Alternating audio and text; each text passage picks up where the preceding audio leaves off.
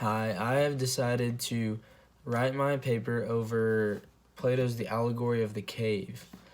And my working thesis that I have so far is, by looking at Plato's Republic, we can see that the allegory of the cave teaches us that to truly be a just leader in the world, you must open your eyes to the beauty and knowledge that it has to offer. This is important because in the world we live in, it is so easy to let the media alter our outlook on the world and life in general. Anyways, so when I read this, some textual support that I found that I really thought helped me to understand and go with the lesson that I was taking from the story. Comes from originally some of the work I found comes from Stephanus number 516b, and it says it is discussing the man when he first comes out of the cave. And he says, at first it would be shadows that he could most easily make out, and then he'd move on to reflection of people and so on in water, and later he'd be able to see the actual things themselves. Next, he'd feast his eyes on the heavenly bodies and the heavens themselves, which would be easier at night. He'd look at the light of the stars and moon rather than at the sun and sunlight during the daytime. But the reason I thought that applied is because it's referring to someone who just now opens their eyes to start seeing the beauty that this world has to offer, and he first begins to start actually seeing what there is to be found. And once you do that, it's just an endless open door to more beauty and more knowledge.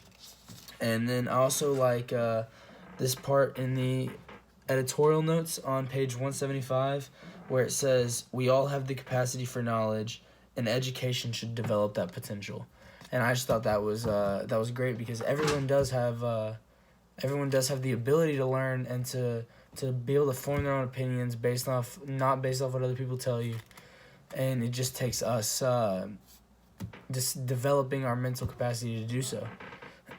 Anyways, how I got started was just basically when I read through this, that's what stuck out to me. When I read the allegory of the cave, all I could think about was how much that makes me think about how the world we live in, people are so connected to their social medias and their phones and what the news says, that we never really get out there and see for ourselves what's out there, the beauty that's out there, the knowledge that there is to be had, and we really don't ever,